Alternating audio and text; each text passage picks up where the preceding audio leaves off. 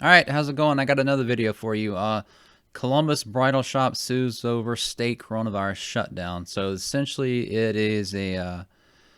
there is a bridal shop owner that, with a legal team in Columbus, Ohio, are suing over the shutdown being unconstitutional. Like there's no due process and all that. So we will get into this. This is actually posted on the 16th and got it updated on the 17th, and today is the 19th. So, a Columbus bridal shop owner has filed suit in federal court challenging the order in Ohio Health Director Dr. Acton which closed non-essential businesses. The suit claims that the state's order violated the constitutional rights. The Columbus bridal shop owner has filed a lawsuit in U.S. District Court against Ohio Health Director Dr. Amy Acton, challenging on constitutional grounds her orders closing, in quotations, non-essential businesses because of the COVID-19 outbreak. Tanya Rutner Hartman, owner of Gilded Social, is represented by lawyers from the 1851 Center for Constitutional Law, a Columbus organization that bills itself as dedicated to protecting the constitutional right of Ohioans. Okay, so it's nice.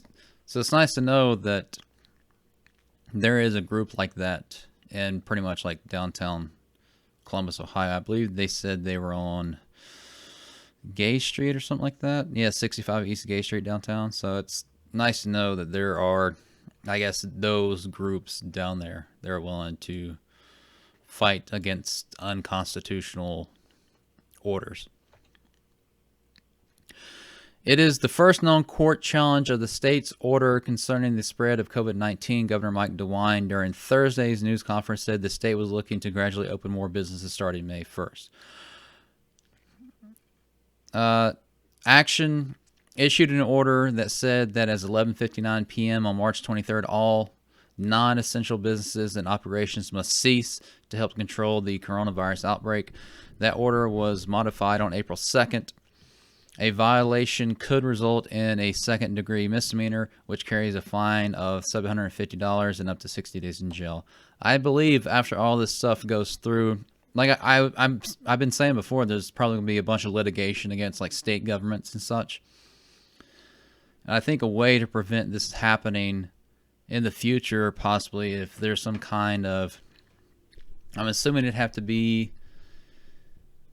a federal one instead of a state one, because if it's a state one, it'd have to go state to state. But there needs to be some kind of maybe amendment to the Constitution that in some kind of form states that government can't just shut down business because they deem them non-essential. How exactly that would work and take place and how that would get through and how long it would take, I'm not sure.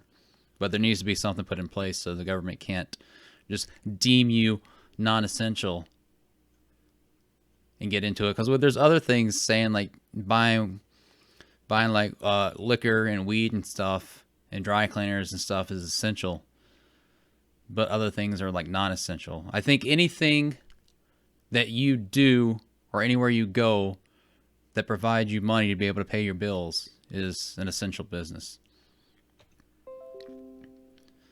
The suit says the bridal shop owner's constitutional rights are being violated because she wasn't afforded any opportunity to challenge the criteria for what the state considers an essential business. It's like I was saying. The department and its directors claim the authority to criminalize non-essential businesses as defined, if defined at all, solely by the department and director. The suit says, yeah, there needs to be some kind of actual, even if they were going to go forward with this, there needs to be some kind of actual legal definition of what would be even considered an essential business, which they haven't done. They just decided to close kind of randomly. Like certain restaurants and stuff, like some of those are closed if they're dining in, trying to stop the spread, but like the to-go and the takeout and stuff is fine as well. And if you're trying to say it's trying to stop the spread, but say the certain delivery person has that and they go out and they do 20 or 30 orders in a day and make contact with somebody, then technically that would spread it as well. The suit notes that the Ohio Health Department considered that some essential businesses included shops that sell liquor, marijuana, dry cleaning services, and the state lottery.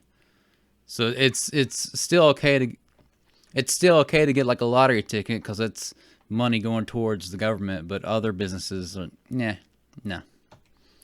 Hartman says she is underwriting her business with a home equity line, meaning that the state's forced closure of her business needlessly threatens her home as well as her livelihood.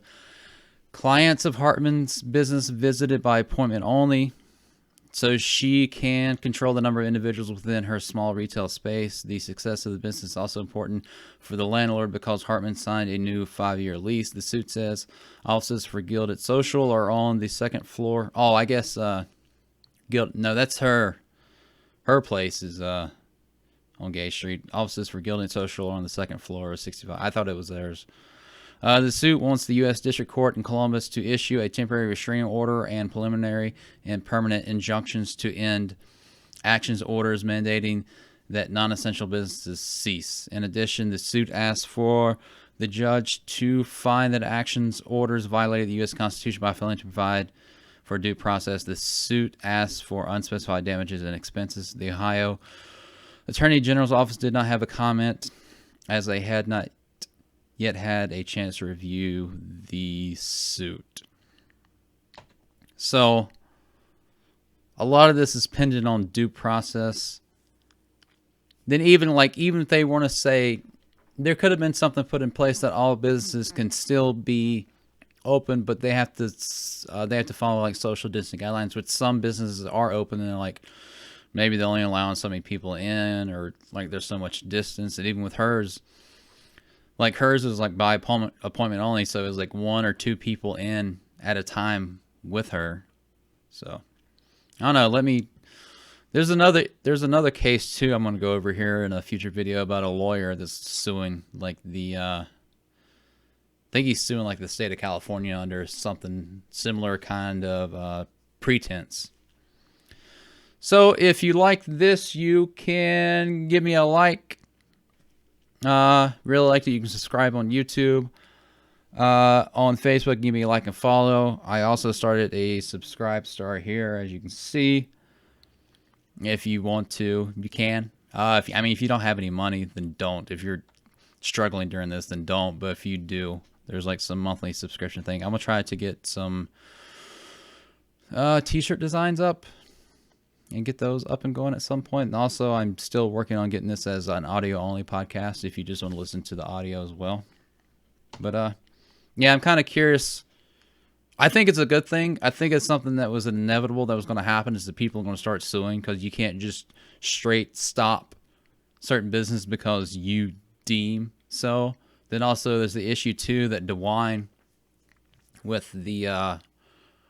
DeWine with the polling that was supposed to happen, I believe, the in-polling stations, because I was going to go out because I don't like the mail-in, because there's a lot of issues with like mail-in vouchers and stuff.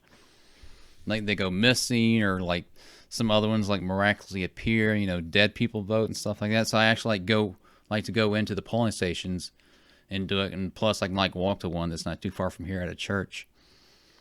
But he ended up like the day of voting, he himself said he didn't even have the power to close them, but then again he went and closed them anyway. So I think there's people, I may have to find it, but there's like certain people trying to get him recalled because he acted outside of his powers that he's granted.